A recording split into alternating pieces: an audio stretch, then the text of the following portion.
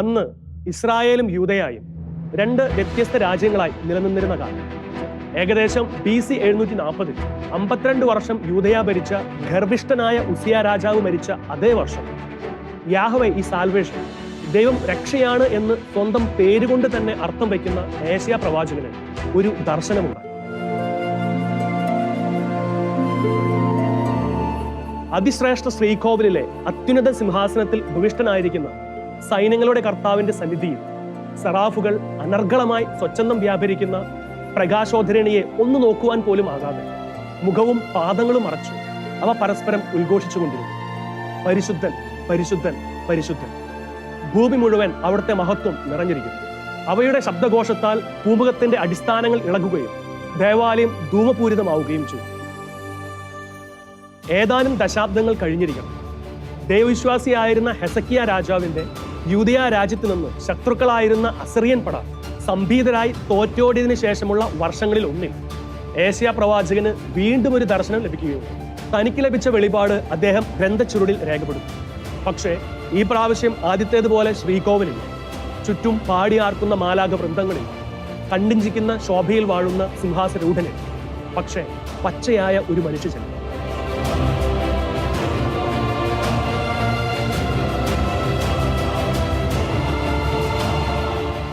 താൻ തൊട്ടറിഞ്ഞ ആ ദിവ്യ വെളിപാട് അദ്ദേഹം തന്റെ ഭാഷയിൽ തനിക്ക് വർണ്ണിക്കാവുന്നതിന്റെ പരിധിയിൽ നിന്നുകൊണ്ട് അദ്ദേഹം ഇങ്ങനെ രേഖപ്പെടുത്തി. അവനെ കണ്ടവർ അമ്പരന്നുപോയി. മനുഷ്യനും തോന്നാത്ത വിധം അവൻ വിരൂപനായിരിക്കുന്നു. അവന്റെ രൂപം മനുഷ്യൻ്റെതല്ല. ശ്രദ്ധാർഹമായ രൂപഭംഗിയോ ഗാംഭീര്യമോ ആകർഷകമായ സൗന്ദര്യമോ അവനുണ്ടായിരുന്നില്ല. അവൻ മനുഷ്യരാൽ നിന്ദിക്കപ്പെടുകയും ഉപേക്ഷിക്കപ്പെടുകയും ചെയ്തു. അവൻ വേദനയും ദുഃഖവും നിറഞ്ഞവനായിരുന്നു. അവനെ കണ്ടവർ മുഖം തിരിച്ചു കളഞ്ഞു. നമ്മുടെ അതിക്രമങ്ങൾക്ക് വേണ്ടി അവൻ മുറിവേൽപ്പിക്കപ്പെട്ടു. നമ്മുടെ അകൃത്യങ്ങൾക്ക് വേണ്ടി ക്ഷതമേൽപ്പിക്കപ്പെട്ടു. അവന്റെ മേലുള്ള ശിക്ഷ നമുക്ക് രക്ഷ നൽകി. അവന്റെ ക്ഷതങ്ങളാൽ നാം സൗഖ്യം പ്രാപിച്ചു. ഏകദേശം 650-ലധികം വർഷങ്ങൾക്ക് ശേഷം യഹൂദരുടെ കലണ്ടറിലെ ഒരു നിസാൻ മാസത്തിൽ 14-ാം ദിവസം രാജ്യവും രാജാക്കന്മാരും നഷ്ടപ്പെട്ട ഇസ്രായേൽ ജനം റോമൻ ഭരണത്തിന് കീഴിൽ ഇസ്രായേൽക്കാരുടെ ഈജിപ്തിൽ നിന്നുള്ള വലിയ വിമോചനത്തിന്റെ ഓർമ്മ ആചരിച്ചിരുന്ന കടന്നുപോകലിന്റെ ആ മഹാദിനത്തിൽ ജെറുസലേമിൽ അർദ്ധരാത്രിയോടടുത്ത് സെഹ്യോൻ മാളികയിൽ വെച്ച് ഉയർന്ന സുദൃഢമായ ഒരു സ്വരം ആ 4 ചൂരുകൾക്കുള്ളിൽ അലയടിച്ചു. പുളിപ്പില്ലാത്ത അപ്പം തന്റെ കറയറ്റ കൈകളിൽ ഉയർത്തിപ്പിടിച്ച് മുറിച്ച് ആ ആരോഗ്യ ദൃഢഗാത്രനായ ചെറുപ്പക്കാരൻ തന്റെ അരുമ ശിഷ്യർക്ക് കേൾക്കാവുന്ന ഉച്ചത്തിൽ വിളിച്ചു പറയുന്നു, ഇത് നിങ്ങൾക്ക് വേണ്ടി മുറിയപ്പെടുന്ന എന്റെ ശരീരമാണ്, നിങ്ങൾ ഇത് വാങ്ങി ഭക്ഷിക്കുന്നു. കർഷകന്റെ ചക്കിൽ ഞെരിഞ്ഞമർന്ന് നീരായി മാറിയ മുന്തിരിച്ചാർ നിറഞ്ഞ ചഷകം എല്ലാവരും കാണുക എടുത്തുയർത്തി അവൻ പറഞ്ഞു, ഇത് നിങ്ങൾക്ക് വേണ്ടി ചിന്തപ്പെടുന്ന എന്റെ രക്തത്തിലുള്ള പുതിയ ഉടമ്പടിയാണ്, നിങ്ങൾ ഇത് വാങ്ങി പാനം ചെയ്യും. അന്നത്തെ ചരിത്രപ്രസിദ്ധമായ ആ രാത്രിക്ക് ശേഷം ഇന്ന് 2000-ൽ പരം വർഷങ്ങൾക്ക് ശേഷം ആ ശബ്ദബീജികൾ കാടും മേടും മലയും താണ്ടി വിവിധ ഭൂഖണ്ഡങ്ങളിൽ, രാജ്യങ്ങളിൽ, ദേശങ്ങളിൽ തന്റെ പ്രിയ ശിഷ്യരിലൂടെ അലയടിച്ചുകൊണ്ടേയിരുന്നു.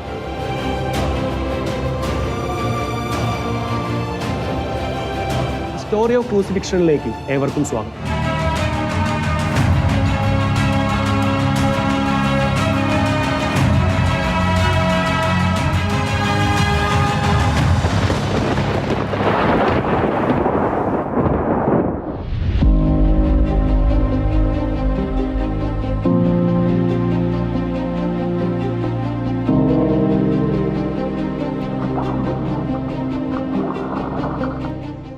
ഏദൻ തോട്ടം ആദിമ മാതാപിതാക്കൾക്ക് മാത്രം അനുഭവിക്കുവാൻ സാധിച്ചിരുന്ന സൗഭാഗ്യപൂർണമായ അവസ്ഥ. ദൈവത്തിന്റെ ഛായയിലും സാദൃശ്യത്തിലും സൃഷ്ടിച്ച മനുഷ്യനെ നോക്കി മാലാഖമാർ വിസ്മയം പോയി. ദൈവം തന്റെ സൃഷ്ടിയെ നോക്കി ആനന്ദിച്ചു. അളവില്ലാത്ത സ്വാതന്ത്ര്യവും അപരിമേയമായ ബുദ്ധിശക്തിയും ജ്ഞാനവും പരിശുദ്ധിയും മനുഷ്യന് സ്വായത്തമായിരുന്നു. മനുഷ്യൻ ഏകനെന്ന് കണ്ട ദൈവം അവന് ചേർന്ന ഇണയെ നൽകി അവന്റെ സൗഭാഗ്യ ജീവിതത്തെ സ്നേഹം കൊണ്ട് അലങ്കരിച്ചു. അങ്ങനെ പരിധിയില്ലാത്ത സ്നേഹവും ആനന്ദവും അനുഭവിച്ചിരുന്ന ഏദൻ തോട്ടത്തിലെ സ്നേഹഭാജനങ്ങൾക്ക് തങ്ങളുടെ സൃഷ്ടാവിന്റെ സാന്നിധ്യം എപ്പോഴും അനുഭവിക്കാൻ സാധിച്ചു. മനുഷ്യന് സ്വാതന്ത്ര്യം നൽകിയ ദൈവം തന്റെ സ്വാതന്ത്ര്യത്തിന് തക്ക ചുമതലാബോധവും മനുഷ്യന് നൽകിയിട്ടുണ്ടായിരുന്നു. സ്നേഹമായിരുന്നു അവരുടെ പ്രമാണത്തിന്റെ അടിസ്ഥാനം. പൂവും കായും ചെടികളും മരങ്ങളുമെല്ലാം വളരുന്നതിനോടൊപ്പം കളകളും സ്വമേധയാ വളർന്നു വരുമല്ലോ. മനുഷ്യന് സൗഭാഗ്യ ജീവിതം നൽകിയ സൃഷ്ടാവ് തന്റെ അരുമ സൃഷ്ടികളുടെ നന്മ മാത്രം കണക്കിലെടുത്ത് തോട്ടത്തിലെ ഒരു വൃക്ഷത്തിന്റെ ഫലം ഭക്ഷിക്കരുതെന്നും ഭക്ഷിച്ചാൽ മരിക്കുമെന്നും കൽപ്പിച്ചു. മനുഷ്യൻ ദൈവത്തിന്റെ കൽപ്പന പൂർണ്ണമായും അനുസരിച്ചു വരികയും ചെയ്തു. എന്നാൽ മനുഷ്യന്റെ ഈ സൗഭാഗ്യ ജീവിതവും സന്തോഷങ്ങളുമെല്ലാം ക്ഷണിക്കപ്പെടാത്തൊരു അതിഥി അകലെ നിന്ന് വീക്ഷിക്കുന്നുണ്ടായിരുന്നു. മനുഷ്യന് ലഭിച്ച നന്മ കണ്ട് അസൂയ നിറഞ്ഞ ശത്രു അവരെ നശിപ്പിക്കുവാൻ ഉപായം അന്വേഷിച്ചു. തന്റെ കുതന്ത്രം മാനവകുലത്തിന് എത്രത്തോളം ആഘാതമേൽപ്പിക്കുമെന്നവൻ ആദ്യമേ കണക്കുകൂട്ടി. സ്വയം ദൈവമാകാൻ ആഗ്രഹിച്ചു. അത്യുന്നതന്റെ സിംഹാസനത്തിനും നക്ഷത്രങ്ങൾക്കുമപ്പുറം തന്റെ വിശാലമായ സാമ്രാജ്യം താൻ ഉണ്ടാക്കുമെന്ന് വ്യാമോഹിച്ച പ്രകാശവാഹകനെന്ന് അറിയപ്പെട്ടിരുന്ന ലൂസിഫർ സ്വർഗത്തിൽ നിന്നും പാതാളത്തോളം വിഭജിച്ചു. വെറും ദൈവസൃഷ്ടിയായ അവൻ സൃഷ്ടാവിനേക്കാളും വലിയവനാണെന്ന ദുരഭിമാനം കൊണ്ട് ദൈവത്തിന്റെ സകല സൃഷ്ടികളുടെയും തികഞ്ഞ ശത്രുവായി മാറി. അങ്ങനെയിരിക്കെ നന്മയും തിന്മയെയും കുറിച്ചുള്ള അറിവ് മനുഷ്യന് ആത്യന്തികമായി എത്രത്തോളം ദ്രോഹം ചെയ്യുമെന്ന് കലയെ സാത്താൻ തന്റെ വശീകരണ സ്വരത്തിൽ ആദിമാതാക്കളെ അരുതെന്ന് കൽപ്പിച്ച വൃക്ഷത്തിന്റെ ഫലം ഭക്ഷിക്കുവാൻ നിർബന്ധിച്ചു. മനുഷ്യൻ ദൈവകൽപ്പന വെറുതെയൊന്നും ലംഘിക്കുകയില്ലെന്ന് അറിയാമായിരുന്ന പുരാതന സർപ്പം ഈ ഫലത്തിന്റെ സവിശേഷത പറഞ്ഞു മനസ്സിലാക്കി പടിപടിയായി തന്റെ ഹീനമായ അസൂയയ്ക്ക് പാത്രമാകുവാൻ ആദിമാതാക്കൾക്കെതിരെ കരുക്കൾ നീക്കിക്കൊണ്ടിരുന്നു. ഒടുവിൽ ആ ദിനം വന്നെത്തി. ദൈവത്തെ പോലെ ആകണമെന്ന് ആഗ്രഹിക്കുകയും എന്നാൽ പാതാളത്തിലേക്ക് എറിയപ്പെടുകയും ചെയ്ത സാത്താൻ ദൈവത്തെ നുണയനും അസൂയാലുവുമാക്കി ചിത്രീകരിച്ചു. ഏദൻ തോട്ടത്തിലെ ദമ്പതികളോട് ഈ പഴം ഭക്ഷിച്ചാൽ നിങ്ങൾ ദൈവത്തെ പോലെയാകുമെന്ന് പറഞ്ഞ് അവരെ വഞ്ചിച്ചു. അങ്ങനെ അന്ന് ആദിമ മനുഷ്യൻ തന്നെ സൃഷ്ടാവിന്റെ വാക്കിന് മുകളിൽ ക്ഷണിക്കപ്പെടാത്ത അതിഥിയുടെ വാക്കിന് വില കൽപ്പിച്ചു. ദൈവകൽപ്പന ലംഘിച്ച് വിലക്കപ്പെട്ട കനി ഭക്ഷിച്ചു.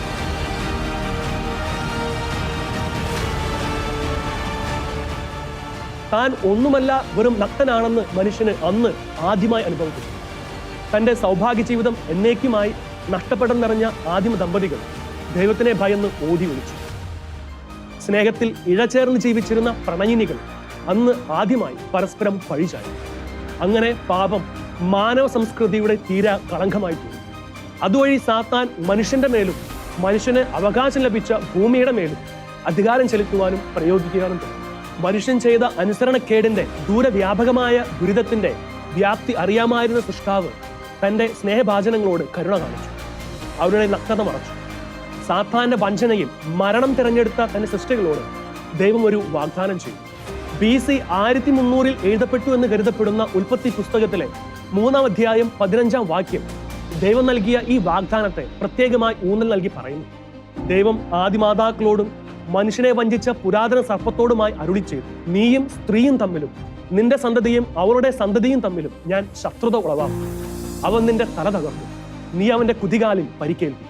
അങ്ങനെ സ്നേഹം തന്നെയായ ദൈവം, മനുഷ്യന്റെ നന്മ മാത്രം ആഗ്രഹിക്കുന്ന ദൈവം, താൻ മനഞ്ഞ് തന്റെ ഛായയിലും സാദൃശ്യത്തിലും രൂപം നൽകിയ മനുഷ്യനെ മരണപാശത്തിൽ നിന്നും രക്ഷിക്കുവാൻ ശ്രമമായിരുന്നു. എന്നാലും ഓരോ തലമുറ ഉരുവാകും തോറും മനുഷ്യന്റെ തിന്മയിലേക്കുള്ള ചായ്വ് വർദ്ധിച്ചു വന്നു. പ്രകൃതിയുടെ മേലും ജീവജാലങ്ങളുടെ മേലും എന്തിന് സ്വന്തം ശരീരത്തിന്റെ മനസ്സിന്റെ മേലുള്ള നിയന്ത്രണം, ആ സ്വരലയം മനുഷ്യന് നഷ്ടപ്പെട്ടിട്ടുണ്ടായിരുന്നു. സാത്താൻ സ്വർഗത്തിൽ നിന്ന് നിബന്ധിച്ച പോലെ മനുഷ്യൻ തന്റെ സൗഭാഗ്യ പർദീസായിൽ നിന്ന് അധപതിച്ചു. ഭയന്ന് ദൈവത്തിൽ നിന്ന് ഓടിയൊളിച്ച മനുഷ്യൻ ദൈവത്തെക്കുറിച്ചുള്ള യഥാർത്ഥ അറിവിൽ നിന്നകന്ന് ദൈവത്തെ തെറ്റിദ്ധരിച്ചു. ഭയത്തിന്റെ പ്രേരണയിൽ തന്നെ പേടിപ്പെടുത്തുന്നതും ഭീമാഘാരവുമായ എന്തിനേയും അവൻ ദൈവമെന്ന് വിളിച്ചു. വികൃതമാക്കപ്പെട്ട് നിലതെറ്റിയ മനുഷ്യ മനസ്സിൽ ചേതനയറ്റ മരത്തടികളും ശില്പങ്ങളും വിഗ്രഹങ്ങളായി മാറി. ദൈവമെന്ന് മനുഷ്യൻ വിശേഷിപ്പിച്ച ആ വിഗ്രഹങ്ങളെ പ്രസാദിപ്പിക്കുവാൻ തന്റെ ദുഷിച്ച ഭാവനയെയും ഭയവും കൈമുതലാക്കി അവൻ നികൃഷ്ട ആചാരങ്ങളും ശിശുഹത്യ ഉൾപ്പെടെയുള്ള നിഷ്ഠൂരമായ കർമ്മങ്ങളും തങ്ങളുടെ ജീവിതശൈലിയുടെ ഭാഗമാക്കി തീർന്നു. അതുവഴി അക്രമങ്ങളും ദുഃഖങ്ങളും ദുരിതങ്ങളും രോഗവും പട്ടിണിയും ദുർവിധിയും ശാപങ്ങളും മനുഷ്യന്റെ സന്തത സഹചാരിയായി മാറി. അങ്ങനെ മനുഷ്യൻ തന്റെ ബുദ്ധിക്ക് മനസ്സിലാക്കാനാകാത്ത അപ്രാപ്യനായ സത്യദൈവത്തെ അന്വേഷിക്കുവാൻ ആരംഭിച്ചു. ലോകത്തിൽ ഇതുവരെയും നിലവിൽ വന്നിട്ടുള്ള സംസ്കാരങ്ങളിലും ദൈവത്തെ തേടിയുള്ള മനുഷ്യന്റെ ഈ നിരന്തര പരിശ്രമം കാണുവാൻ സാധിക്കും. എന്നാൽ പരിശുദ്ധനായ ദൈവം മനുഷ്യമക്കളോട് വിശ്വസ്തനായി തന്നെ സാദൃശ്യത്തിൽ രൂപപ്പെടുത്തിയ മനുഷ്യനെ തേടി തന്റെ വാഗ്ദാന പ്രകാരം തന്നെ അവിടുന്ന് അബ്രാമിനെ തിരഞ്ഞെടുത്തു. അബ്രാമിൽ നിന്ന് ഇസഹാക്കും, ഇസഹാക്കിൽ നിന്ന് യാക്കോബും, യാക്കോബിൽ നിന്ന് ദൈവത്തിനെ തിരഞ്ഞെടുക്കപ്പെട്ട ജനമായ ഇസ്രായേൽ വംശവും ഭൂമിയിൽ ഉത്ഭവിച്ചു. മോശ വഴി വിമോചനത്തിന് സദ്വാർത്ത അറിയിച്ച ദൈവം ഇസ്രായേൽ മക്കളെ ഈജിപ്തിൽ നിന്നും പുറത്തു കൊണ്ടുവരികയും അതിനായി മരണത്തിന്റെ ദൂതനെ അകറ്റുവാൻ ഊനമറ്റ കുഞ്ഞാടിനെ കൊന്ന് രക്തം തെളിക്കുവാൻ ആവശ്യപ്പെടുകയും തുടർന്ന് 10 കൽപ്പനകളും ദൈവത്തെ ആരാധിക്കുവാനും പ്രസാദിപ്പിക്കുവാനുമായി വിവിധ തരം ബലികൾ അർപ്പിക്കുവാനും കാഴ്ചകൾ കൊണ്ടുവരുവാനും ജനത്തെ സജ്ജരാക്കി. അതോടൊപ്പം ഇസ്രായേൽ പരസ്പരം ഇഴചേർന്ന ഒരു കൂട്ടായ്മയായി, ഒരു ജനമായി രൂപപ്പെട്ടു. അങ്ങനെ ആണ്ടുതോറും പുരോഹിത ഗണവും ഇസ്രായേൽ ഗോത്രങ്ങളും ധാന്യബലി, ദഹനബലി, സമാധാന ബലി, പാപപരിഹാര ബലി, പ്രായശ്ചിത്ത ബലി, നിരന്തര ദഹന ബലി എന്നീ വിശുദ്ധ കർമ്മങ്ങൾ യഥാവിധി അനുഷ്ഠിച്ചു വന്നു.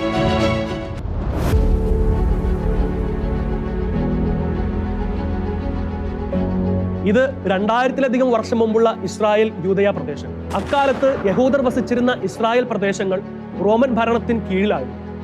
അന്ന് ഇസ്രായേൽ പ്രദേശങ്ങളെ 3ആയി തരംതിരിച്ചിരുന്നു: ജൂദയ, സമരിയ, ഗാലിലി. നിരന്തര സംഘർഷങ്ങളും കലാപങ്ങളും അരങ്ങേറിയിരുന്ന ഭൂമികയിൽ അഗസ്റ്റസ് ചക്രവർത്തിക്ക് പണവും വിശ്വസ്തതയും കൊടുത്ത് രാജാവായ ഹെറോദേസ് ദ ഗ്രേറ്റ് ഗലീലിയായും പരിസര പ്രദേശങ്ങളും ഭരിച്ചു വന്നിരുന്നു. പിന്നീട് യേശുക്രിസ്തുവിന്റെ കാലത്ത് ഹെറോദ് അന്തിപ്പാസ് സ്ഥാനം ഏറ്റെടുക്കുകയും ചെയ്തു. അതേസമയം ജെറുസലേം അടങ്ങുന്ന യൂദയായുടെ പ്രദേശങ്ങൾ റോമിന്റെ നേരിട്ടുള്ള ഭരണത്തിന് കീഴിലായിരുന്നു. അവിടെ റോമിലെ സൈനിക ഉദ്യോഗസ്ഥനായ പന്ത്യോസ് പീലാത്തോസ് തിബേരിയൂസ് ചക്രവർത്തിയുടെ കാലം മുതലേ, കൃത്യമായി പറഞ്ഞാൽ AD 26 മുതൽ യൂദയായുടെ ഗവർണറായി സ്ഥാനമേറ്റു. BC 516 മേദിയക്കാരനായ ദാരിയൂസ് രാജാവിന്റെ കാലത്ത് രണ്ടാമതും പുനർനിർമ്മിച്ച യഹൂദരുടെ ജെറുസലേം ദേവാലയം അംഗസംഖ്യ കൂടുതലായ യഹൂദരെ പ്രസാദിപ്പിക്കുവാൻ ഹെറോദേസ് രാജാവ് പിന്നെയും ധാരാളം പുതുക്കിപ്പണിയലുകൾ നടത്തിക്കൊണ്ടിരുന്നു. ഏകദേശം BC 20 ആരംഭിച്ച പുനരുദ്ധാരണം AD 64 വരേക്ക് നീളുകയുണ്ട്. ഇക്കാലത്ത് ഇസ്രായേലിൽ തന്നെ പല വിഭാഗങ്ങളുണ്ടായിരുന്നു. യഹൂദർക്ക് അക്കാലത്ത് പരിപൂർണ സ്വാതന്ത്ര്യം ഉണ്ടായിരുന്നില്ല. തങ്ങൾ റോമൻ ഭരണത്തിന് കീഴിലായി നശിക്കുവാൻ കാരണം നിയമം അനുഷ്ഠിക്കാത്തത് കൊണ്ടാണെന്ന് ചിന്തിച്ച ഫരിസേയ വിഭാഗം നിയമകാര്യങ്ങളിൽ കണിശതയുള്ളവരായിരുന്നു. മരിച്ചവരുടെ ഉയർപ്പ് മുതലായ വിശ്വാസങ്ങൾ ഫരിസേയർക്ക് ഉണ്ടായിരുന്നു. അതേസമയം പുരോഹിതരും പ്രഭുക്കന്മാരും ഉൾപ്പെട്ട ഒരു വിഭാഗമായിരുന്നു സദുക്കായർ. ഇവർ തങ്ങളുടെ സ്വാധീനം ജനങ്ങളിൽ കുറയാതിരിക്കുവാൻ റോമൻ ഭരണത്തോട് കൂടുതൽ താല്പര്യം കാണിച്ചു വന്നിരുന്നു. അന്നാസും കയഫാസും ഈ വിഭാഗത്തിൽപ്പെട്ടവരായി. ഇവർ മരിച്ചവരുടെ ഉയർപ്പിൽ വിശ്വസിച്ചിരുന്നില്ല എന്ന് മാത്രമല്ല, AD 70 ജെറുസലേം ദേവാലയത്തിന്റെ തകർച്ചയ്ക്ക് ശേഷം സദൂക്കീസ് എന്ന പുരോഹിത വിഭാഗം എന്നേക്കുമായി അന്യം നിന്നുപോയിരുന്നു. സത്യം പറഞ്ഞാൽ എന്നേക്കുമുള്ള മഹാപുരോഹിതന്റെ വരവിന് ശേഷം മറ്റൊരു പുരോഹിതൻ ജെറുസലേമിൽ ബലിയർപ്പിക്കുവാൻ ഉണ്ടായിരിക്കേണ്ട ആവശ്യവുമില്ലല്ലോ. മൂന്നാമത്തെ വിഭാഗമാണ് എസ്സീനുകൾ എന്നറിയപ്പെടുന്ന കടുത്ത തപശ്ചര്യ ജീവിതം നയിച്ചിരുന്ന യഹൂദർ. നാലാമതൊരു വിഭാഗമാണ് സെലറ്റ്സ്. റോമൻ ഭരണം അട്ടിമറിച്ചു യഹൂദരുടെ സ്വാതന്ത്ര്യം ആഗ്രഹിച്ചിരുന്ന തീവ്രവാദ യഹൂദരായിരുന്നു ഇക്കൂട്ടർ. ഈശോയുടെ ശിഷ്യനായിരുന്ന സൈമൺ ദ സെലറ്റ് ഈ കൂട്ടരുടെ വിഭാഗത്തിൽ ഉൾപ്പെട്ടവനാണ്. അഞ്ചാമതായി ഹെറോദസ് പക്ഷക്കാരും ആറാമതായി സാധാരണ യഹൂദ ജനങ്ങളുമായിരുന്നു ഇസ്രായേൽ പ്രദേശങ്ങളിൽ അന്ന് ജീവിച്ചിരുന്നത്.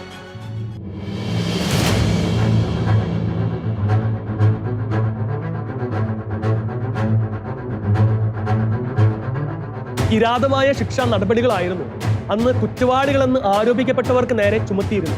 ഒരുപക്ഷെ മനുഷ്യനെ എത്രത്തോളം വേദനിപ്പിക്കാം അല്ലെങ്കിൽ പീഡിപ്പിക്കാം എന്നിങ്ങനെയുള്ള പ്രവൃത്തികൾ ഒരു കലയായി അവതരിപ്പിക്കുന്നെങ്കിൽ ഈ കലയിൽ ആഴമേറിയ അറിവും പരിശീലനവും നേടിയവരായിരുന്നു റോമൻ സാമ്രാജ്യത്തിന്റെ പടയാളികൾ.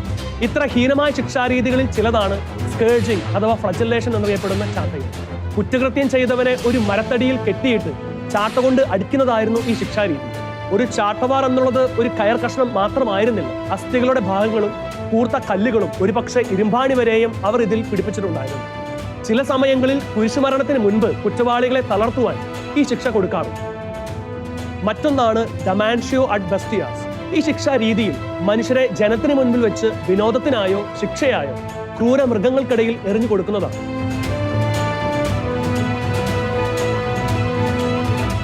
മറ്റൊന്ന് കണങ്കാലുകൾ തകർക്കുക എന്നതാണ്. ക്രൂരി ഫ്രാജീം എന്നറിയപ്പെടുന്ന ഈ ശിക്ഷാരീതി കുരിശിൽ കെട്ടിത്തൂക്കിയ കുറ്റവാളി പെട്ടെന്ന് രക്തം വാർന്ന് വേദന കൊണ്ട് പിടഞ്ഞു മരിക്കുവാൻ വേണ്ടി തയ്യാറാക്കിയതാണ്. ശരീരഭാഗങ്ങൾ വലിച്ചു നീട്ടി സ്ഥാനഭ്രംശം വരുത്തുക എന്നതാണ് ഡറാക്ക് എന്നറിയപ്പെടുന്ന ശിക്ഷാരീതി. മരണതുല്യം വേദന ഇതിന് വിധിക്കപ്പെടുന്ന മനുഷ്യർ സഹിക്കേണ്ടി വരുമായിരുന്നു. മറ്റൊന്ന് നാട് കടത്തുക എന്നത്. ഡാംനാഷ്യോ മെമ്മറായിയെ, അതായത് ഒരാളുടെ ഓർമ്മ പൂർണ്ണമായും തുടച്ചു നീക്കുക എന്നതായിരുന്നു മറ്റൊരു ശിക്ഷാരീതി. ഇതുപോലെ വളരെ വിചിത്രമായ ശിക്ഷാരീതികൾ അന്ന് 2000 വർഷങ്ങൾക്ക് മുമ്പ് റോമിൽ നിലനിന്നിരുന്നു. ഈ വിധ ശിക്ഷാരീതികളിൽ ഏറ്റവും ഹീനവും നാണക്കേട് ഉളവാക്കുന്നതും കിരാതവുമായിരുന്നു കുരിശുമരണം.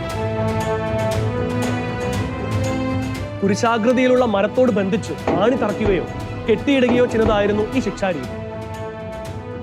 നാട് മുഴുവൻ മരത്തടിയിൽ തൂങ്ങപ്പെട്ട നഗ്ന ശരീരത്തെ നോക്കി പരിഹസിക്കുന്നതും ദുർബലരായി രക്തം വാർന്ന് ശ്വാസമെടുക്കാൻ കഴിയാതെ ക്ഷീണിതരായി മരിക്കുന്നതുമായിരുന്നു ഈ ശിക്ഷാരീതിയുടെ പ്രത്യേകത. ശിക്ഷ കൊടുക്കുവാൻ വേണ്ടി മാത്രമല്ല, ഇത് കാണുന്ന ജനസമൂഹം നിയമം തെറ്റിച്ചാൽ ഇതേ ശിക്ഷകൾക്ക് അർഹരാകേണ്ടി വരും എന്ന ബോധ്യം കൊടുക്കുവാൻ വേണ്ടിയിട്ടുമാണ് പ്രാകൃതമായ ഈ ശിക്ഷാരീതികൾ റോമാക്കാർ അവലംബിച്ചിരുന്നത്. ഒരുപക്ഷെ ഗില്ലറ്റിനിൽ വെച്ച് കഴുത്തറുത്തും വിഷം കൊടുത്തും വെടിവെച്ച് കൊല്ലുന്നതുമെല്ലാം ഭാഗ്യമരണമായി ഇതുപോലുള്ള കിരാത ശിക്ഷാരീതികൾക്ക് മുന്നിൽ തുലനം ചെയ്യുമ്പോൾ ഇത് നമുക്ക് തോന്നുമായിരിക്കും. യഹൂദരുടെ ഇടയിലും മരണശിക്ഷകൾ ഉണ്ടായിരുന്നു. കല്ലെറിഞ്ഞു കൊല്ലുക, മരത്തിൽ തൂക്കുക എന്നിവയായിരുന്നു അവ. നിയമാവർത്തന പുസ്തകം 21-ാം അധ്യായം 22, 23 തിരുവചനങ്ങളിൽ ഇങ്ങനെ രേഖപ്പെടുത്തിയിരിക്കുന്നു: ഒരുവൻ മരണശിക്ഷയ്ക്ക് അർഹമായ കുറ്റം ചെയ്യുകയും മരണത്തിന് വിധിക്കപ്പെടുകയും ചെയ്താൽ അവനെ നീ മരത്തിൽ തൂക്കുക. ശവം രാത്രി മുഴുവൻ മരത്തിൽ തൂങ്ങിക്കിടക്കരുത്. നിന്റെ ദൈവമായ കർത്താവ് നിനക്ക് അവകാശമായി തരുന്ന സ്ഥലം അശുദ്ധമാകാതിരിക്കുവാൻ അന്ന് തന്നെ അത് മറവു ചെയ്യണം. മരത്തിൽ തൂക്കപ്പെട്ടവൻ ദൈവത്താൽ ശപിക്കപ്പെട്ടവനാണ്. മാത്രമല്ല, അക്കാലത്തെ യഹൂദർ തങ്ങൾക്ക് തന്നെ നിയമക്കുരുക്കുകൾ കൂടുതലായി ഉണ്ടാക്കി വന്നിരുന്നു. സാപത്തിൽ മേലനങ്ങിയാൽ, പ്രാർത്ഥിക്കാതിരുന്നാൽ, എന്തിനേറെ ചില സമയങ്ങളിൽ ഭക്ഷണം കഴിക്കുന്നത് പോലും വളരെ വലിയ പാപമായി യഹൂദർ കണ്ടിരുന്നു. യേശുവിന്റെ കാലത്ത് ശിഷ്യന്മാരുൾപ്പെടെ ഒരു വിഭാഗം ആളുകളുടെയും ധാരണ യേശുവാണ് വരാനിരിക്കുന്ന രാജാവെന്നും തങ്ങളെ റോമൻ അധിനിവേശത്തിൽ നിന്ന് രക്ഷിക്കുന്നത് മിശിഹായ യേശു ആയിരിക്കും എന്നതായിരുന്നു. എന്നാൽ ഒരു വിഭാഗം ആളുകൾക്ക് യേശുവിനോട് എതിർപ്പായിരുന്നു, പ്രത്യേകിച്ച് സദുക്കേയ ഫരിസേയ വിഭാഗങ്ങൾ.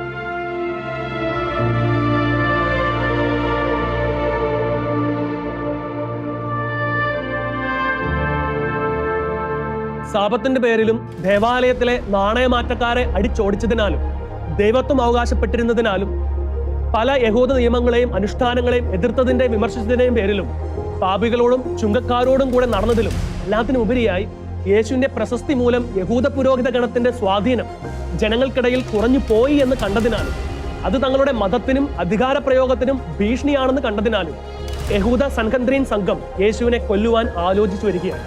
അതുകൊണ്ടാണ് ലാസറിനെ ഉയർപ്പിച്ചതിന് ശേഷം അനേകം യഹൂദർ ഈശോയിൽ വിശ്വസിച്ചു എന്ന് കണ്ടപ്പോൾ ഫരിസേയർ പരസ്പരം പറഞ്ഞത് യോഹന്നാൻ ശ്ലീഹായുടെ സുവിശേഷം 12-ാം അധ്യായം 19-ാം വാക്യത്തിൽ രേഖപ്പെടുത്തിയിരിക്കുന്നു.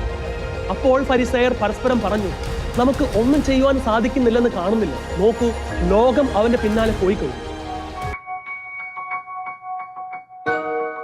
ഈശോയുടെ ജെറുസലേമിലേക്കുള്ള രാജകീയ പ്രവേശന ദിവസം ദാവീദിന്റെ വംശപരമ്പരയ്ക്ക് ശേഷം വലിയൊരു രാജാവിനെ പ്രതീക്ഷിച്ചിരുന്ന ജനങ്ങൾ സൈത്തിൻ കൊമ്പുകളും പനയോലകളും വസ്ത്രങ്ങളുമായി കഴുതക്കുട്ടിയുടെ പുറത്ത് ആഗതനായി വന്ന യേശുവിനെ സ്വീകരിച്ചു. അവർ ഉച്ചത്തിൽ ദാവീദിന്റെ പുത്രൻ ഓശാന, കർത്താവിന്റെ നാമത്തിൽ വരുന്നവൻ അനുഗ്രഹീതൻ എന്ന് ഏറ്റുപറഞ്ഞിരുന്നു.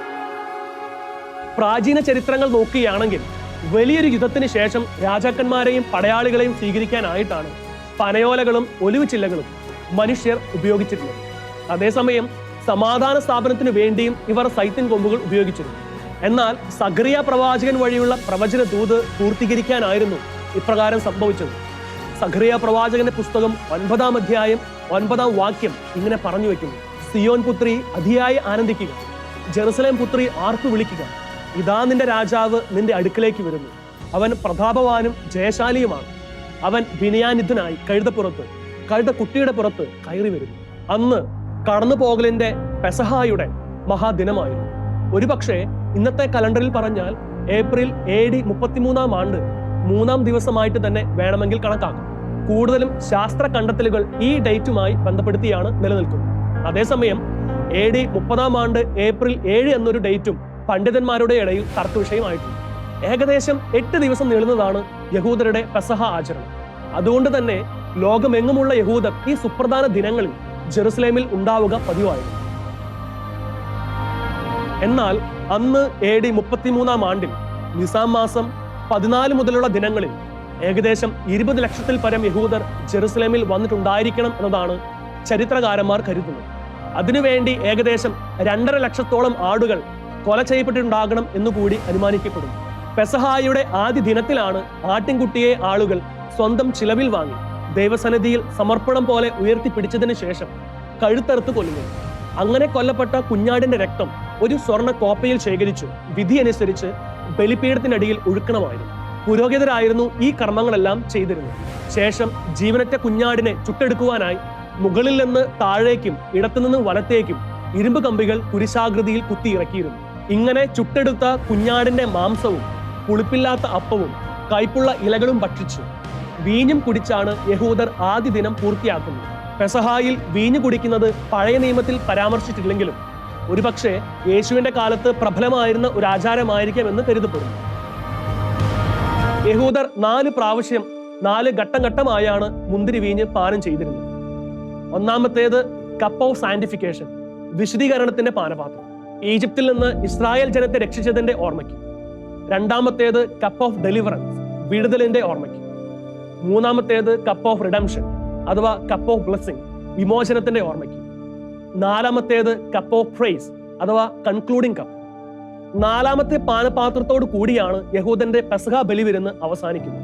ഇവിടെ യഹൂദരുടെ സമയക്രമങ്ങളെ കുറിച്ചും അറിയുന്നത് ഉചിതമായിരിക്കും. ഉൽപ്പത്തി 1-ാം അധ്യായം 5-ാം വാക്യം അനുസരിച്ചാണ് ജുവിഷ് കലണ്ടറും സമയക്രമങ്ങളും ചിട്ടപ്പെടുത്തിയിരിക്കുന്നത്.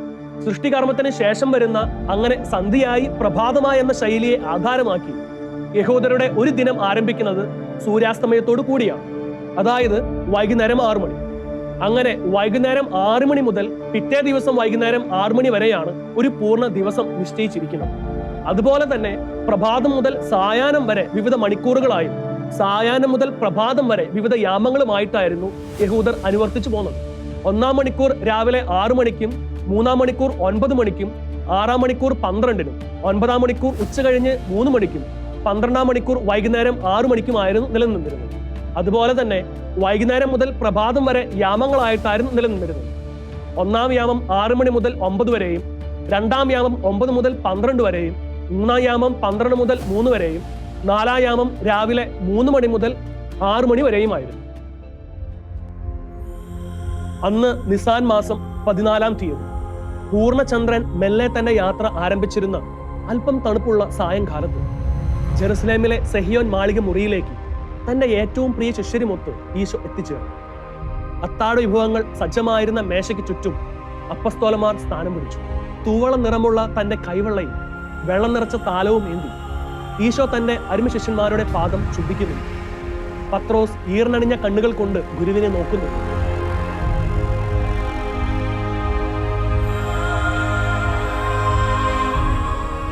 തിരിച്ച് യഥാസ്ഥാനത്ത് വന്നിരുന്ന ഈശോ ആ രാത്രിയിൽ ആദ്യമായി വിശുദ്ധ കുർബാന സ്ഥാപിക്കുന്നു.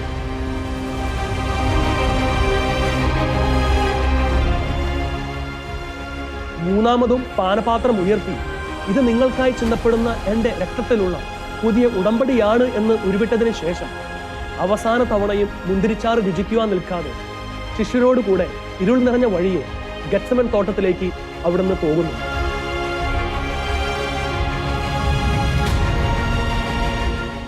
നിലാവിന്റെ ഇളം നീല വെളിച്ചത്തിൽ ശിഷ്യരെയും ഈശോയെയും കാണും.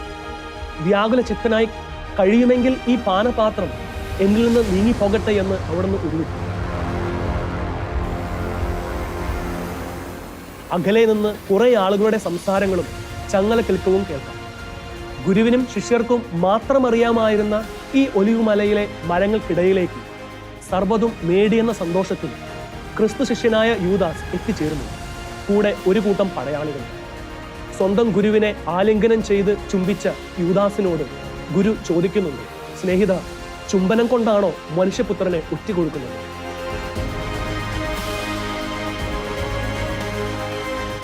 ശാന്തമായ ആ രാത്രി ശിഷ്യർക്ക് കാളരാത്രിയായി അനുഭവപ്പെട്ടു. ചെവി ഛേദിക്കപ്പെട്ടവനെ സുഖപ്പെടുത്തിയ ഈശോ ചങ്ങലകളാൽ ബന്ധിതനായി യഹൂദരുടെ പ്രധാന പുരോഹിതനായ കയ്യഫാസിന്റെയും സൻഹദ്രീൻ സംഘങ്ങളുടെ മുമ്പിലേക്ക് ആനയിക്കപ്പെടുന്നു. ഇവിടെ താൻ മിശിഹായാണെന്ന് സധൈര്യം വിളിച്ചു പറഞ്ഞ യേശുവിനെ പ്രധാന പുരോഹിതൻ കയ്യഫ തന്റെ വസ്ത്രം കീറി ദേവദൂഷണം ആരോപിച്ച് മരണശിക്ഷയ്ക്ക് വിധിക്കുന്നുണ്ട്. ഗവർണറായ പീലാത്തോസിന്റെ അരമനയിൽ വെച്ചു തടിച്ചുകൂടിയ ജനക്കൂട്ടത്തിനിടയിൽ ഈശോ അവസാനമായി പത്രോസിനെ മുഖമുയർത്തി നോക്കുന്നു. പത്രോസിന്റെ കണ്ണുകൾ വീണ്ടും ഈറനണിഞ്ഞു. ജനക്കൂട്ടത്തിൽ നിന്ന് മാറി അദ്ദേഹം പൊട്ടിക്കരഞ്ഞു. തടവുകാർക്ക് സ്വാതന്ത്ര്യം നൽകുവാൻ വന്നവൻ ഇരുട്ടിന്റെ ആ തടവറയിൽ രാത്രിയുടെ അവസാന യാമത്തിൽ ചങ്ങലകളാൽ ബന്ധിതനാണ്. ഒരു കൽത്തൂണിൽ നിന്നും രക്തം വാർന്നൊഴുകുന്നു. മിനുസമുള്ള കല്ലുപാകിയ തറ രക്തം കൊണ്ട് കുതിർന്നു. ഏശയ്യാ പ്രവചിച്ച വിരൂപമായൊരു മനുഷ്യരൂപം ബലിയാടിനെ പോലെ മൗനമായി മുറിവുകളും പേറി നിലത്തു വീഴുന്നു. കാരിരുമ്പിന്റെ ശക്തിയുള്ള പടയാളികൾ തങ്ങളുടെ ഹീനമായ പീഡന മുറകൾ, തങ്ങളുടെ മുന്നിൽ രക്തം വാർന്നൊലിക്കുന്ന മാംസം വിണ്ടുകീറിയ മനുഷ്യരൂപത്തിൽ പ്രയോഗിക്കുന്നു. ബഹളമുണ്ടാക്കിയിരുന്ന ഒരു വലിയ ജനാവലി അറിയപ്പെടുന്ന കലാപകാരിയായ ബറാബാസിനെ സ്വാഗതം ചെയ്യുന്നു. അവർക്ക് മുൻപിൽ മുൾമുടിയണിഞ്ഞ് രക്തത്തിൽ കുതിർന്ന അങ്കി ധരിച്ച ഈശോ നിൽക്കുന്നു. തന്റെ രാജ്യം ഐഹികമല്ല എന്ന് പ്രത്യുത്തരിച്ച യേശുവിനെ യഹൂദരുടെ ഇംഗിതത്തിന് വഴങ്ങി ജനങ്ങളുടെ സംരക്ഷകനും നീതി നടത്തി കൊടുക്കേണ്ടവനുമായ പീലാത്തോസ് അന്നത്തെ കാലത്തെ ഏറ്റവും ഹീനമായ ശിക്ഷയ്ക്ക് വിധിച്ചു. ബലിക്കുള്ള കുഞ്ഞാടിന്റെ തൊലി ഉരിയുന്നത് പോലെ പടയാളികൾ രക്തത്തിൽ ഒട്ടിപ്പിടിച്ച വസ്ത്രങ്ങൾ തങ്ങളുടെ സ്വസിദ്ധമായ ഫലപ്രയോഗത്തിലൂടെ ഉരിഞ്ഞു മാറ്റി. അർദ്ധനഗ്നനായി കുരിശിന്റെ ഇരുഭാഗങ്ങളിലേക്ക് കൈകൾ വലിച്ചു നീട്ടപ്പെടുമ്പോൾ ജന്മം കൊടുത്ത് താരാട്ട് പാടിയുറക്കിയ അമ്മ നെഞ്ചു പിളരുന്ന വേദനയോടെ തന്റെ അരുമസുതനെ ഒന്ന് നോക്കുവാൻ പോലും ആകാതെ എല്ലാം സഹിച്ചു. സഹനത്തിനപ്പുറം രക്ഷയുണ്ടെന്ന് വിശ്വസിച്ച ദിവ്യജനനി വർഷങ്ങൾക്ക് മുൻപ് കൈക്കുഞ്ഞായി ദേവാലയ പൂമുഖത്തിൽ വെച്ച് കണ്ടുമുട്ടിയ ശിമിയോന്റെ വാക്കുകൾ മനസ്സിലോർത്തു. നിന്റെ ഹൃദയത്തിൽ ഒരു വാൾ കടക്കും. കാൽവരി മലയുടെ നെറുകയിൽ 3-ാം മണിക്കൂറിൽ മരത്തടിയിൽ ചേർത്ത് തറയ്ക്കപ്പെട്ട ജീവനുള്ള ഒരു മനുഷ്യ ശരീരം പൊതുജനത്തിന് മുൻപിൽ ഉയർത്തപ്പെട്ടപ്പോൾ അകലെ ജെറുസലേം ദേവാലയത്തിൽ അറുക്കപ്പെടുന്ന കുഞ്ഞാടിന്റെ ചുടുചോര പുരോഹിതൻ സുവർണ കോപ്പയിൽ ഏറ്റുവാങ്ങി ബലിപീഠത്തിൽ ഒഴിക്കുന്നുണ്ടായിരുന്നു. ഇവിടെ കറയില്ലാത്ത ഒരു സ്ത്രീയുടെ പ്രിയസുതന്റെ പരിശുദ്ധ രക്തം ബലിക്കല്ലാകുന്ന കുരിശിൽ നിന്ന് വാർന്നു. പടയാളി കൊടുത്ത വിനാഗിരി രുചിച്ച്, പിതാവേ, അങ്ങയുടെ തൃക്കൈകളിൽ എന്റെ ആത്മാവിനെ ഞാൻ സമർപ്പിക്കുന്നു എന്ന് നിലവിളിച്ചു പറഞ്ഞു അവിടുന്ന് ജീവൻ വിടുന്നു. അങ്ങനെ പെസഹ രാത്രിയിൽ മനഃപൂർവ്വം ഒഴിവാക്കിയിരുന്ന അവസാനത്തേതും 4ാമത്തേതുമായ പാനപാത്രം അവിടുന്ന് എന്നേക്കുമായി പാനം ചെയ്തു. നീയും സ്ത്രീയും തമ്മിലും നിന്റെ സന്തതിയും അവരുടെ സന്തതിയും തമ്മിലും ഞാൻ ശത്രുത ഉളവാക്കും. അവൻ നിന്റെ തല തകർക്കും, നീ അവന്റെ കുതികാലിൽ പരിക്കേൽപ്പിക്കുമെന്നുള്ള ഉൽപ്പത്തി പുസ്തകത്തിലെ 3-ാം അധ്യായം 15-ാം വാക്യം അങ്ങനെ നിറവേറും. ബ്രഹ്മാണ്ഡമായ ദേവാലയത്തിലെ തിരശീല 2ആയി കീറിയപ്പോൾ അത്യുന്നത ശ്രീകോവിലേക്കുള്ള പാത മനുഷ്യന് മുൻപിൽ വീണ്ടും തുറക്കപ്പെട്ടു. നഷ്ടപ്പെട്ടു പോയ സൗഭാഗ്യത്തിന്റെ ജീവന്റെ വൃക്ഷം കുരിശിലൂടെ യേശുക്രിസ്തു മനുഷ്യ മക്കൾക്കായി തേടിത്തന്നു. ജന്മാന്തരങ്ങളായി പാപവും ഭാരവും ശാപവും വിധിയുമായി പേറിയ മനുഷ്യൻ അങ്ങനെ സ്വാതന്ത്ര്യം നേടി. പൗലോസ്ലീഹ കൊളോസോസുകാർക്ക് എഴുതിയ ലേഖനം 3-ാം അധ്യായം 13 മുതൽ 15 വരെയുള്ള വാക്യങ്ങൾ ഈശോ മിശിഹായിലൂടെ നിറവേറി. നിങ്ങൾ പാപങ്ങൾ നിമിത്തം മൃതരും ദുർവാസനകളുടെ പരിച്ഛേദനം നിർവഹിക്കാത്തവരുമായിരുന്നു. ദൈവം നിങ്ങളെ അവനോട് കൂടെ ജീവിപ്പിക്കുകയും നമ്മുടെ എല്ലാ പാപങ്ങളും ക്ഷമിക്കുകയും ചെയ്തു. നമുക്ക് ദോഷകരമായി നിലനിന്ന ലിഖിത നിയമങ്ങളെ അവൻ മായ്ച്ചു കളയുകയും അവയെ കുരിശിൽ തറച്ച് നിഷ്കാസനം ചെയ്യുകയും ചെയ്തു. ആധിപത്യങ്ങളെയും അധികാരങ്ങളെയും അവൻ നിരായുധമാക്കി. അവൻ കുരിശിൽ അവയുടെ മേൽ വിജയം ആഘോഷിച്ചുകൊണ്ട് അവയെ പരസ്യമായി അവഹേളന പാത്രങ്ങളാക്കി. യഹൂദരുടെ സമയക്രമപ്രകാരം ഒരേ ദിവസം തന്നെയാണ് പെസഹായും കുരിശുമരണവും നടന്നത്. തന്റെ പ്രിയ ശിഷ്യരെ പാദം കഴുകി പുരോഹിതരായി അഭിഷേകം ചെയ്തതിനു ശേഷമാണ് ഈശോ പീഡാസഹനത്തിനായി സ്വയം വിട്ടുകൊടുത്തത്. എല്ലാം സാധ്യമായ ദൈവത്തിന് ഒരു വാക്കുകൊണ്ട് തന്നെ മനുഷ്യന്റെ പാപം ക്ഷമിക്കുവാനും തിരിച്ച് മനുഷ്യനെ സൗഭാഗ്യത്തിലേക്ക് കൊണ്ടുവരുവാനുമായിരുന്നില്ലേ എന്നൊരു ചോദ്യം തീർച്ചയായും വരാം. അതിനുള്ള ഉത്തരമാണ് ദൈവത്തിന്റെ നീതി എന്നുള്ളത്. മനുഷ്യൻ വരുത്തിവെച്ച പാപങ്ങൾക്ക് മനുഷ്യൻ തന്നെ പരിഹാരം ചെയ്യണമായിരുന്നു. എന്നാൽ പാപിയായ മനുഷ്യന്, പാപികളായ മനുഷ്യരിൽ നിന്ന് പിറന്ന മനുഷ്യന് എങ്ങനെയാണ് സ്വന്തം പാപത്തിന് പരിഹാരം ചെയ്യുവാൻ സാധിക്കും? അതുകൊണ്ട് പാപപരിഹാരത്തിനായി പാപം ക്ഷമിക്കുവാൻ അധികാരമുള്ള ഒരു മനുഷ്യൻ ജനിക്കണമായിരുന്നു. സർവ്വവിദ്യാളനായ ദൈവത്തിന് മാത്രമാണ് പാപം ക്ഷമിക്കുവാൻ അധികാരമുണ്ടായിരിക്കെ കറയില്ലാത്ത പരിശുദ്ധനായ ദൈവം തന്നെ മനുഷ്യന്റെ രൂപം സ്വീകരിച്ച് തന്റെ ഛായയിലും സാദൃശ്യത്തിലുമുള്ള മനുഷ്യനെ രക്ഷിക്കണമായിരുന്നു. അതുകൊണ്ടാണ് സ്ത്രീയുടെ സന്തതി സാത്താനെ തല തകർക്കുമെന്ന് ഉൽപ്പത്തി പുസ്തകത്തിൽ പറഞ്ഞിട്ടുള്ളത്. ഏശയ്യാപ്രവചനം 53-ാം അധ്യായത്തിൽ ഇങ്ങനെ പറഞ്ഞു വെക്കുന്നുണ്ട്: മർദ്ദനത്തിനും ശിക്ഷാവിധിക്കും അധീനനായി അവൻ എടുക്കപ്പെട്ടു.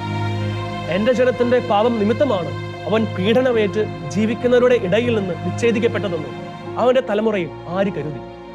അവിടുന്നാണ് അവനെ ക്ലേശങ്ങൾക്ക് വിട്ടുകൊടുത്തത്. പാപപരിഹാര ബലിയായി തന്നെ തന്നെ അർപ്പിക്കുമ്പോൾ അവൻ തന്റെ സന്തതി പരമ്പരയെ കാണുകയും ദീർഘായുസ് പ്രാപിക്കുകയും ചെയ്യും. കർത്താവിന്റെ ഹിതം അവനിലൂടെ നിറവേറുകയും ചെയ്യും. ചുരുക്കം പറഞ്ഞാൽ, ആദിമ മനുഷ്യൻ മുതൽ ഈ ഭൂമിയിലെ അവസാന മനുഷ്യൻ വരെയുള്ള മനുഷ്യരാശിയെ രക്ഷിക്കുവാൻ ഈശോ താൻ തിരഞ്ഞെടുത്ത സമയത്ത്, തിരഞ്ഞെടുത്ത ദിവസത്തിൽ, തിരഞ്ഞെടുത്ത മണിക്കൂറിൽ ഭൂമിയുടെ നെറുകയിൽ യാഗമാണ്. അതിനാൽ ഇങ്ങനെ എഴുതപ്പെട്ടിരിക്കുന്നു: രക്ഷ നാം നമ്മുടെ സൽപ്രവർത്തികൾ വഴി നേടിയെടുത്തതല്ല, അത് പരിപൂർണമായും ദൈവത്തിന്റെ ദാനമാണ്. മരുഭൂവിൽ ഇസ്രായേൽ ജനത്തിന് മന്ന വർഷിച്ച അതേ ദൈവം പെസഹാ ദിനത്തിൽ ജീവന്റെ അപ്പമായി മാറി. അങ്ങനെ പ്രവചനങ്ങളും നിയമങ്ങളും തന്നിലൂടെ പൂർത്തീകരിച്ചുകൊണ്ട് ജീവനുള്ള ദൈവം തന്റെ ശക്തമായ സാന്നിധ്യം ഇന്നും വിശുദ്ധ കുർബാനയിലൂടെ തിരുശരീര രക്തങ്ങളിലൂടെ മനുഷ്യന് ദിനവും സമ്മാനിക്കും.